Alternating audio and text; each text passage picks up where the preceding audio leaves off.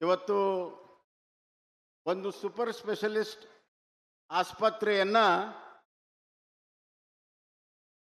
ಮುಖ್ಯಮಂತ್ರಿಗಳು ಘೋಷಣೆ ಮಾಡಬೇಕು ಇಲ್ಲಿ ಅಂತ ನಾನು ಕೇಳ್ಕೊಳ್ತಾ ಇದ್ದೀನಿ. ಅದಕ್ಕೆ ಕಾರಣ ಏನು ಅಂತಂದರೆ, ಒಂದು ಬಹಳ ಅವಶ್ಯಕತೆ ಈ ಭಾಗದಲ್ಲಿ ಸೂಪರ್ ಸ್ಪೆಷಲಿಸ್ಟ್ ಬೇಕಾಗಿದೆ. ಯಾಕಂದರೆ ಏನಾದರೂ ತೊಂದರೆ ಆದರೆ ನಾವು ಹುಬ್ಬಳ್ಳಿ ಅಥವಾ ದಾವಣಗೆರೆಗೆ ಹೋಗಬೇಕಾಗಿದೆ. ಅದು ನಿಲ್ಲಬೇಕು ಅಂದರೆ ಇಲ್ಲಿ ಸೂಪರ್ ಸ್ಪೆಷಲಿಸ್ಟ್ ಆಸ್ಪತ್ರೆ ಆಗಲೇಬೇಕು. ಅದರ ಜೊತೆಗೆ ಮುಖ್ಯಮಂತ್ರಿಗಳು ಅತಿ ಹೆಚ್ಚು ಅವಧಿಯಲ್ಲಿ ಮುಖ್ಯಮಂತ್ರಿ ಆಗಿರುವಂಥ ಒಂದು ಶುಭ ದಿನದಂದು ಹಾವೇರಿ ಜಿಲ್ಲೆಗೆ ಪ್ರಥಮ ಸಭೆಗೆ ಬಂದಿದ್ದಕ್ಕಾಗಿ ನಮಗೆಲ್ಲರಿಗೂ ಕೂಡ ಬಹಳಷ್ಟು ಸಂತೋಷ ಆಗಿದೆ. ಇವತ್ತು ಅವ್ರ ದಾಖಲೆಯ ದಿನ, ನಿನ್ನೆ ದಾಖಲೆ ಮುರಿದಿದ್ದಾರೆ, ಇದು ಹೊಸ ದಾಖಲೆಯ ದಿನ. ಇವತ್ತು ಇದು ಚಿರಸ್ಮರಣೀಯ ಆಗಬೇಕು, ಸದಾಕಾಲ ನೆನಪಿರಬೇಕು.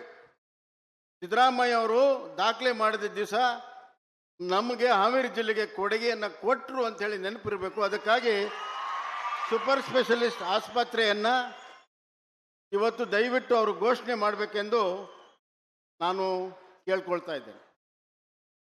ಈಗಾಗಲೇ ಶರಣ್ ಪ್ರಕಾಶ್ ಅವರು ಹೇಳಿದರು, ಎಲ್ಲ ಕಡೆ ಮಾಡಬೇಕಾಗಿದೆ ಅನ್ನುವಂಥ ಉದ್ದೇಶ ಇದೆ ಅಂತ. ಸರ್ಕಾರದ ಉದ್ದೇಶ ಮುಖ್ಯಮಂತ್ರಿಯ ಬಾಯಲ್ಲಿ ಬಂದರೆ ಅದು ಆಗುವಂಥದ್ದು ಭಾಳ ಸುಲಭ ಅಂತ ನಾನು ಭಾವಿಸಿದ್ದೇನೆ. ಆ ಕೆಲಸ ಆಗ್ತದೆ ಅಂತ ವಿಶ್ವಾಸ ಕೂಡ ನನಗಿದೆ. ಕೇಂದ್ರ ಸರ್ಕಾರ ಈಗಾಗಲೇ 194 ಕೋಟಿ ರೂಪಾಯಿ ಈ ಮೆಡಿಕಲ್ ಕಾಲೇಜಿಗೆ ಕೊಟ್ಟಿದ್ದಾರೆ. ನಾನು ಶರಣ್ ಪ್ರಕಾಶ್ ಅವರು ಹೇಳ್ತಾರಂತ ಮಾಡಿದ್ದೆ, ಅವ್ರು ಹೇಳಿಲ್ಲದಕ್ಕೆ ನಾನು ಹೇಳಿದೆ, ಇಲ್ಲ ನಾನು ಹೇಳ್ತಿರ್ಲಿಲ್ಲ. ಪ್ಲಸ್ 50 ಕೋಟಿ ಕ್ರಿಟಿಕಲ್ ಕೇರ್ಗೆ ಕೊಟ್ಟಿದ್ದಾರೆ. ಅದು ಕಟ್ಟಡ ಆಗ್ತಾ ಇದೆ.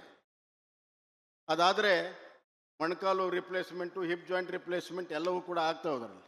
ಕ್ರಿಟಿಕಲ್ ಕೇರ್ ಆಸ್ಪತ್ರೆಗೆ ಪ್ರಧಾನಮಂತ್ರಿ ಯೋಜನೆಯಲ್ಲಿ, ನರೇಂದ್ರ ಮೋದಿಯವರ ಯೋಜನೆಯಲ್ಲಿ 50 ಕೋಟಿ ರೂಪಾಯಿ ಈ ಸಂಸ್ಥೆ ಕೂಡ ಬಂದಿದೆ.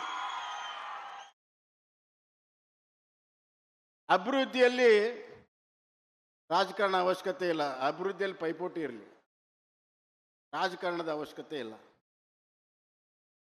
ನಮ್ಮ ಆಯ್ಕೆ ಪೀಪಲ್ ಓರಿಯೆಂಟೆಡ್ ಪೊಲಿಟಿಕ್ಸ್.